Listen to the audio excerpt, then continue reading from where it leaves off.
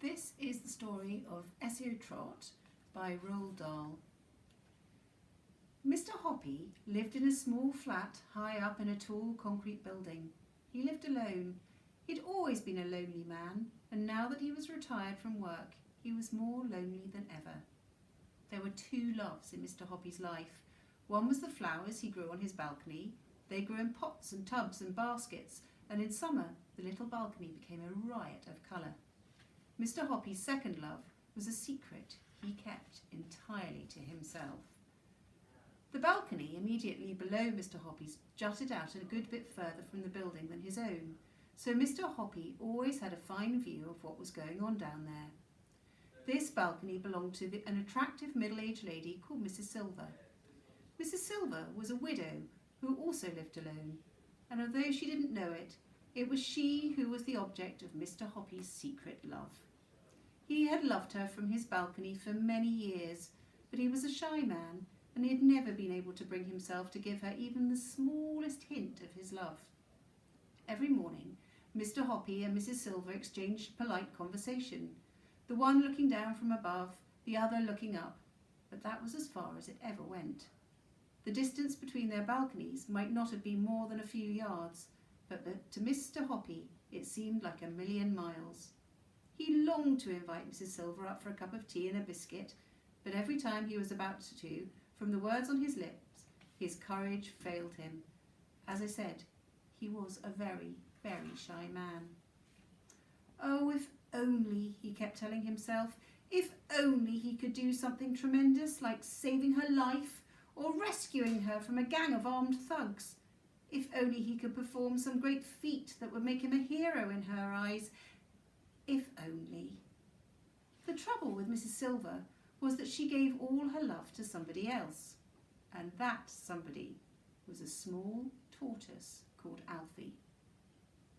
Every day, when Mr. Hoppy looked over his balcony and saw Mrs. Silver whispering endearments to Alfie and stroking his shell, he felt absurdly jealous.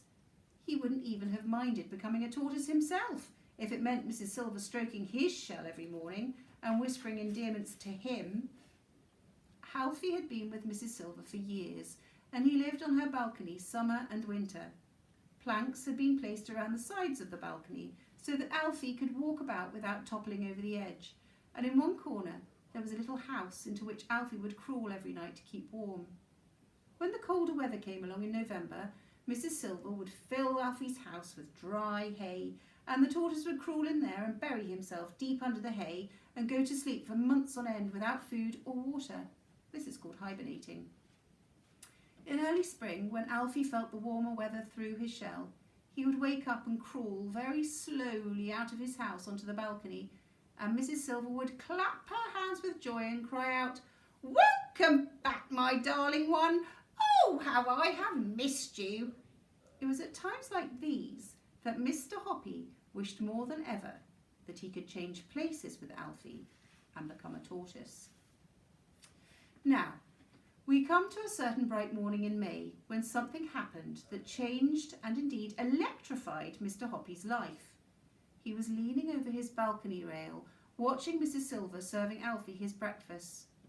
"Here's the heart of the lettuce for you, my lovely," she was saying, "and here's a slice of fresh tomato and a piece of crispy celery."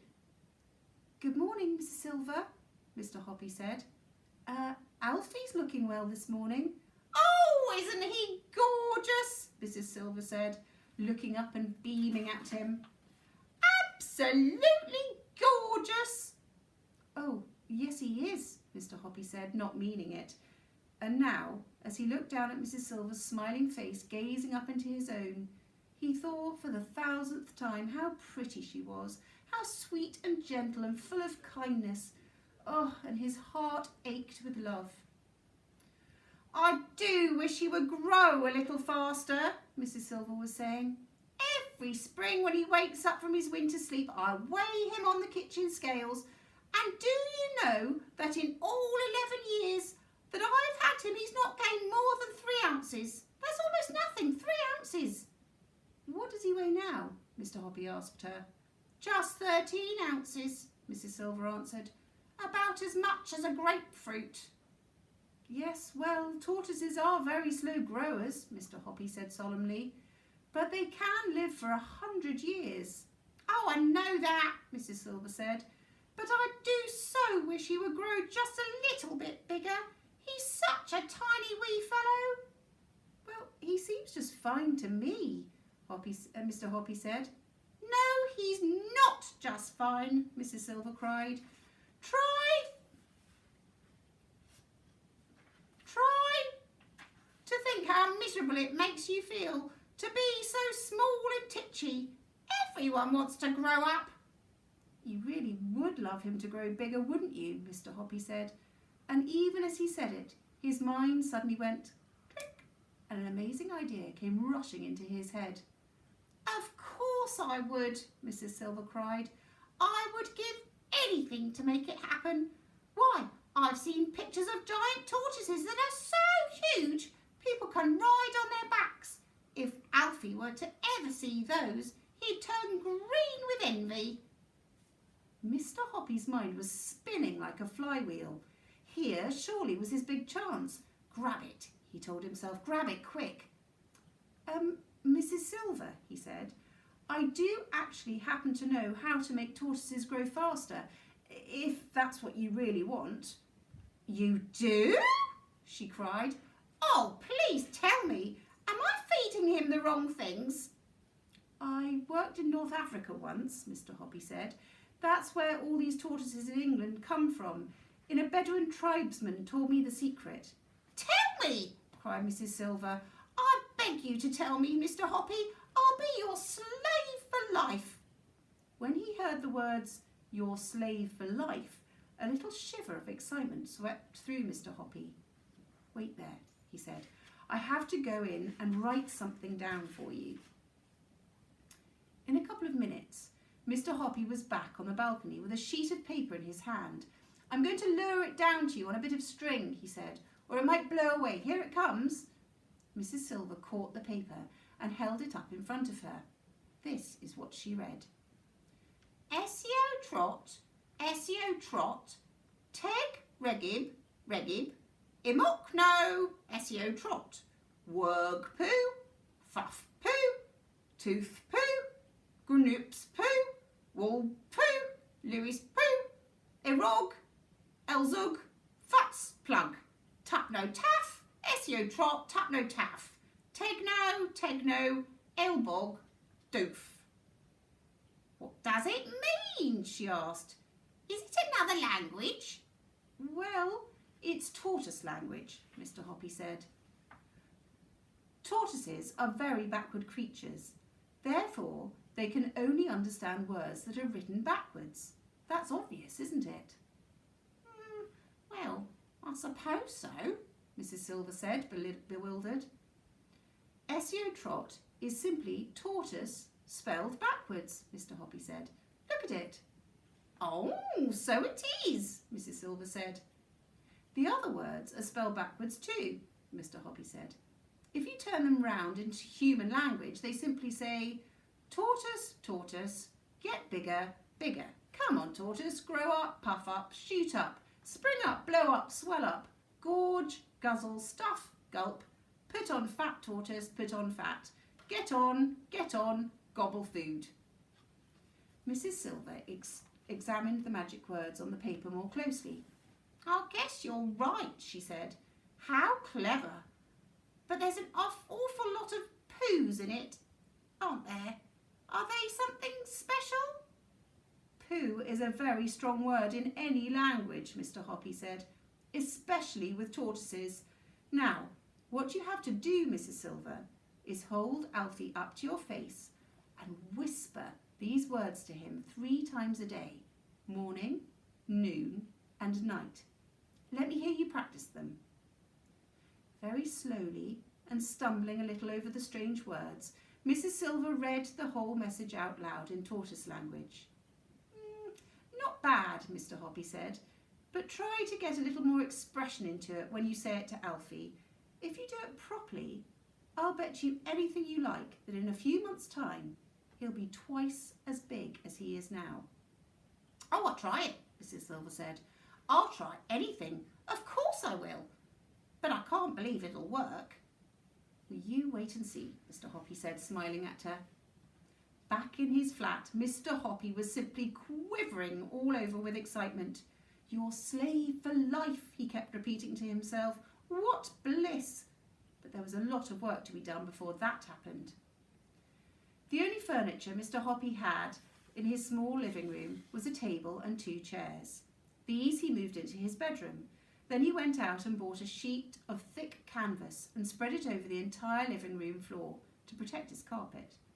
Next he got out the telephone book and wrote down the address of every pet shop in the city. There were 14 of them altogether. It took him 2 days to visit each pet shop and choose his tortoises. He wanted a great many, at least 100, perhaps more, and he had to choose them very carefully. To you and me, there's not much difference between one tortoise and another.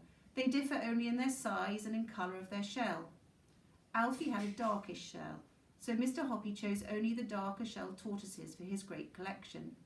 Size, of course, was everything. Mr. Hoppy chose all sorts of different sizes, some weighing only slightly more than Alfie's 15 ounces, other a great deal more, but he didn't want any that weighed less. "Feed them cabbage leaves," the pet shop owners told him. "That's all they need. Oh, and a bowl of water." When he'd finished, Mr. Hoppy, in his enthusiasm, had bought no less than 140 tortoises, and he carried them home in baskets, 10 or 15 at a time. He had to make a lot of trips, and he was quite exhausted at the end of it. But it was worth it. Oh boy, was it worth it. And what an amazing sight his living room was when they were all in this together. The floor was swarming with tortoises, all in different sizes, walking, munching, exploring, others drinking from a big shallow dish. They made just the faintest rustling sound as they moved over the canvas sheet, but that was all. Mr. Hoppy had to pick his way carefully on his toes between this moving sea of brown shells whenever he wanted to cross the room. But enough of that. He must get on with his job. Before he retired, Mr. Hoppy had been a mechanic in a bus garage, and now he went back to his old place of work and asked his mates if he might use an old bench for an hour or 2. What he had to do now was to make something that would reach down from his own balcony to Mrs. Silver's balcony and pick up a tortoise. This wasn't difficult for a mechanic like Mr. Hoppy. First he made 2 mechanical claws or fingers, and these he attached to the end of a long metal tube. He ran 2 stiff wires down the inside of the tube and connected them to the metal claws in such a way that when you pulled the wires, the claws closed, and when you pushed them, the claws opened. The wires were joined to a handle at the other end of the tube. It was all very simple. Mr. Hoppy was ready to begin. Mrs. Silver had a part-time job. She worked from noon until 5 o'clock every weekday afternoons in a shop that sold newspapers and sweets. That made things a lot easier for Mr. Hoppy. So, on that first exciting afternoon, after he had made sure that Mrs. Silver had gone to work, Mr. Hoppy went out onto his balcony, armed with his long metal pole. He called this his tortoise catcher.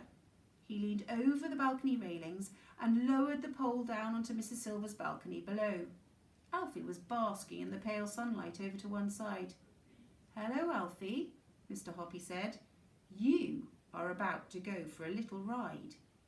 He wriggled the tortoise catcher till it was right above Alfie. He pushed the hand lever so that the claws opened wide. Then he lowered the 2 claws neatly over Alfie's shell and pulled the lever. The claws closed tight over the shell like 2 fingers of a hand.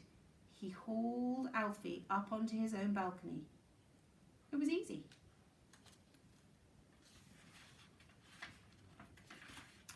Mr. Hoppy weighed Alfie on his own kitchen scales just to make sure that Mrs. Silver's figure of 13 ounces was correct. It was.